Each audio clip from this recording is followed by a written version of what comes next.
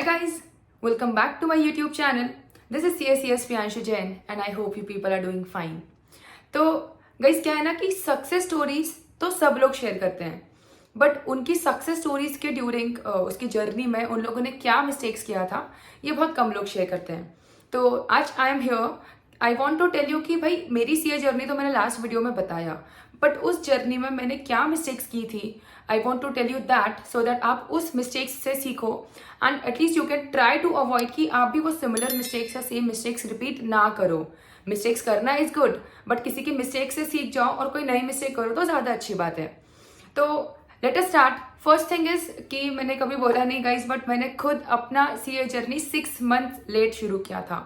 मैं CA 6 months पहले बन सकती थी बट मैं नहीं बनी. हम लोग बोलते ना CA at the age of 21. 6 months delay होने के बाद भी मैं 21.5 की एज में बन गई थी, बट मैं एग्जैक्टली 21 की एज में बन सकती थी.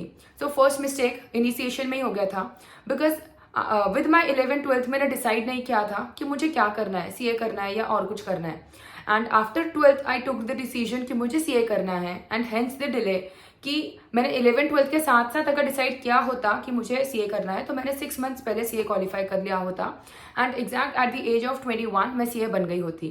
बट ये तो अच्छा है कि 21.5 ही है, तो नोबडी बॉदर्स कि ठीक है भाई 21 तो अभी भी बोल ही सकते हैं, because you are yet to complete 22. So first thing was that. तो अभी जो बच्चे जिसका 10th हुआ है या 11th में अभी एग्जाम उन्हें जस्ट दिया है, तो guys this is for you कि आप एटलीस्ट मेरी मिस्टेक से सीख जाओ एंड सेव योर 6 मंथ्स. आप 6 मंथ्स पहले सीए बन सकते हो, 11th के जस्ट बाद सीए की पढ़ाई शुरू कर सकते हो एंड या 10th के जस्ट बाद या इवन 11th के बाद भी पढ़ाई होती है एंड आप सीए 6 मंथ्स पहले बन के जल्दी क्वालिफाई कर सकते हो. देन सेकेंड थिंग इज कि as soon as the journey started, अब अपन लोग क्या करते हैं, लाइक मैं अगर एक एग्जाम्पल दूं तो जैसे मान लो एक मैच चल रहा है इंडिया और पाकिस्तान का, T20 मैच है, क्रिकेट मैच. अब उसमें क्या हुआ कि फर्स्ट बैटिंग पाकिस्तान ने किया एंड उनने 119 रन्स बनाए इन 20 ओवर्स. अब इंडिया के पास टारगेट है सिर्फ 120 रन का. अब इंडिया को क्या लगता है कि यार सिर्फ 120 रन का टारगेट है, अभी क्या अपने पास तो बहुत टाइम है, अपन आराम से खेलेंगे, पाकिस्तान को हराने की टेंशन थोड़ी है, अपन तो आराम से हरा देंगे. तो इंडिया वाले क्या करते हैं, शुरू के 15 ओवर में सिर्फ बैठे रहते हैं, नहीं भागते हैं, सिंगल्स डबल्स भी नहीं लेते, बाउंड्री की भी मेहनत नहीं कर रहे हैं, एकदम टाइम पास कर रहे हैं. एंड 16th ओवर से उनकी आंख खुलती है, ओ शिट अभी मेरे पास 5 ओवर्स बचे हैं and I have 120 runs to make. मतलब अब आप देखो हर ओवर में कितने 24 रन, राइट. अगर 5 ओवर में 120 रन चाहिए तो हर ओवर में 24 रन, मतलब हर एक बॉल में बाउंड्री, मतलब एवरेज में हर बॉल में 4 रन चाहिए, मतलब एक बाउंड्री चाहिए. डू यू थिंक कि अब इंडिया जीत पाएगी पाकिस्तान से 120 रन्स बना के? तो हम लोग भी ना हमारी जर्नी में यही मिस्टेक करते हैं. हम लोग क्या करते हैं, right from the first day हम पढ़ते नहीं हैं. एंड वही अगर इंडिया ने क्या किया होता कि राइट फ्रॉम फर्स्ट बॉल अगर खेला रहता कि मेरे पास 120 बॉल से मेरे पास 120 रन बनाने हैं, मुझे एवरेज में हर बॉल में 1 ही रन चाहिए. Now the target seems to be achievable and आराम से डुएबल. तो पर गलती वही होती है कि हम लोग स्टार्टिंग से मेहनत नहीं करते. सेम हमारी जर्नी में हम शुरू के 4-5 महीने तो सोते रहते, टाइम पास करते रहते, क्लासेस अच्छे से नहीं करते एंड लेटर ऑन जब एकदम 2-3 महीने बचते हैं हमको याद आता है कि शिट यार इतना ह्यूज सिलेबस है, अब माउंटेन सामने है एंड टाइम कम है. एंड इसी वजह से क्या होता है कि हम लोग टाइम पे पूरा प्रिपेयर्ड नहीं रहते एंड हम लोग मतलब पूरा पेपर नहीं सॉल्व करके आ पाते because we are not completely prepared. तो सेकेंड वॉज दैट मिस्टेक जो मैंने भी किया था. मेरे इवन फाउंडेशन, मतलब आपके टाइम पे फाउंडेशन होता है, पहले सीपीटी हुआ करता था तब भी, एंड इंटर मतलब आईपीसीसी जब हमारे टाइम पे था उसमें भी मैं बहुत कैजुअल एटीट्यूड में रहती थी, बहुत सिंसियरली नहीं पढ़ती थी एंड जिसके लिए ultimately my luck was with me and मैंने लास्ट मोमेंट पे मेहनत भी बहुत की थी कि मैं एटलीस्ट एग्जाम एक बार में पास हो गई. But then there were equal chances कि मैं शायद क्वालिफाई नहीं कर पाती क्योंकि मैंने भी स्टार्टिंग से मेहनत नहीं करी थी. बट रादर फाइनल के टाइम पे जितना भी बेस्ट पॉसिबल था आई डिड, मतलब इतना हर चीज लास्ट के लिए नहीं रखा था and so is the result. इसीलिए सिर्फ फाइनल में रैंक है एंड फाउंडेशन या मतलब सीपीटी या इंटर में रैंक नहीं थी. So that was the second mistake that I did.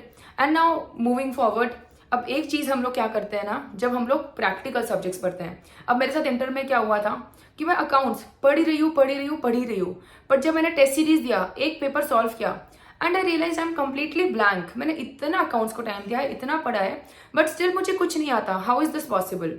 तो the mistake that I was doing was कि मैं प्रैक्टिकल सब्जेक्ट्स का ना ऑडिट कर रही थी। मैं सिर्फ बुक में ऐसे चेक करती थी, हाँ यार ये एडजस्टमेंट है, ये डेबिट हुआ, ये क्रेडिट हुआ, ठीक है समझ गया।